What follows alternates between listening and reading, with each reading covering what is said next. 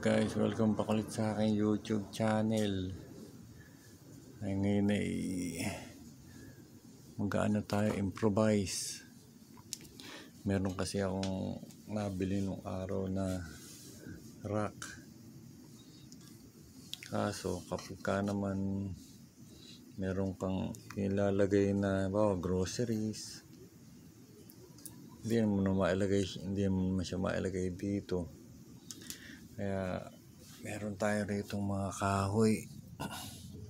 Etong mga kahoy na ganito. Yan, pumutol ako.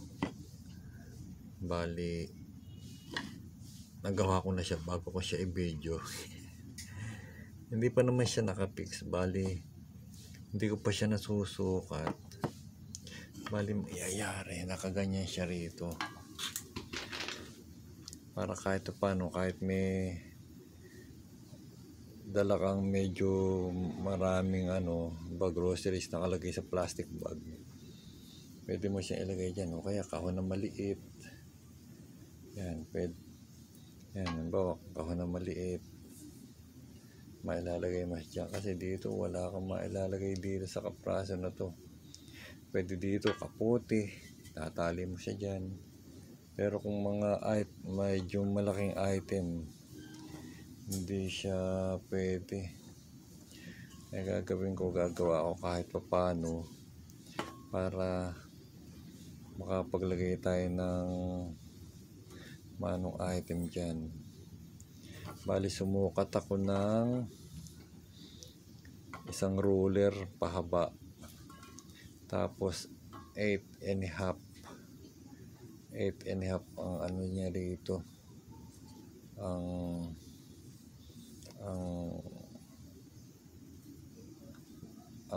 taas niya, ang haba niya 8.5, ang lapad niya ay 12 inches, 8.5. Kaya ganito mangyayari sa kanya, nakaganyan siya. Yan. Ayan, bali ganyan na mangyayari sa kanya. Bali ganyan siya guys noong una. Ayan, mga retaso hindi ko tinatapon. Pagka yung mga maliliit na ganyan, magagamit pa yan kapag may next project. Yan. Yan, sige guys, samahan nyo ako. Tapusin natin tong project na to. Bali, i-screw muna siya natin ng tigi-tigis at tingnan natin kung lalapat siya. Yan, testing natin. Testing.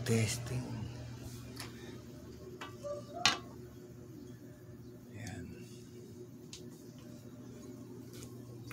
Bali, ganyan siya.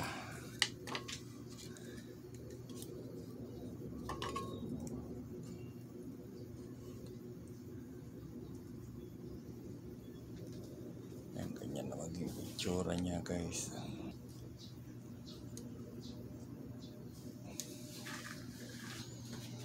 Hindi ko alam kung ano ang gagawin ko, kung malagyan na muna ng glue.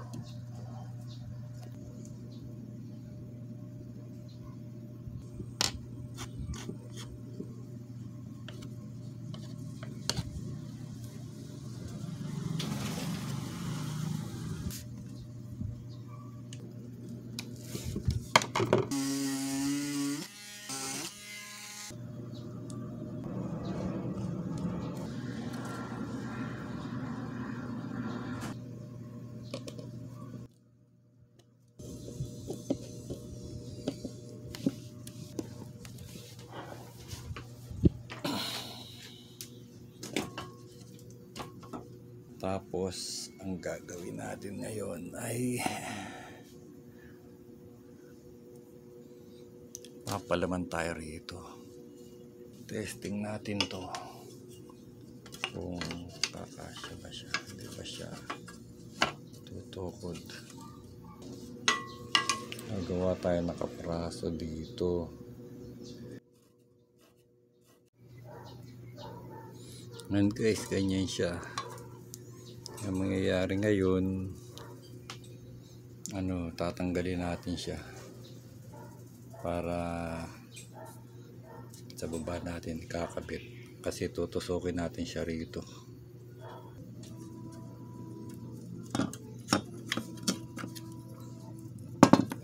Mas gagawin natin, butasan natin dito.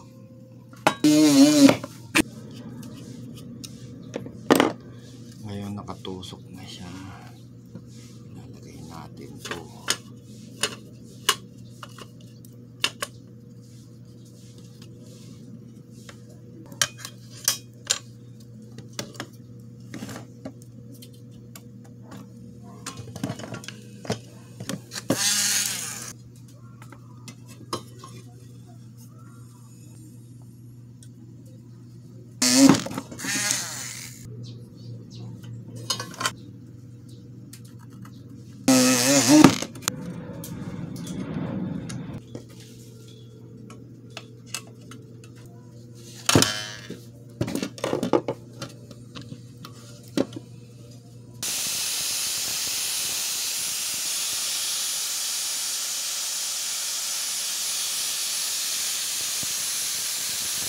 Pinturahan natin siya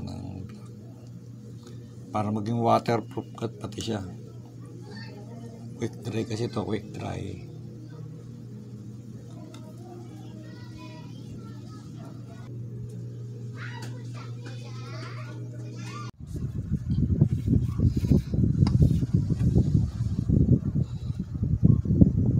Ayan siya guys, pinalitan ko siya ng rito, may tornilyo para mas-secure, para mas-secure siya.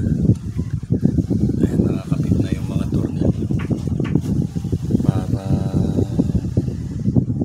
mas maganda kapag makintab yung tornilyo. Ayan, kakapit na natin siya rito para maging ganyan siya.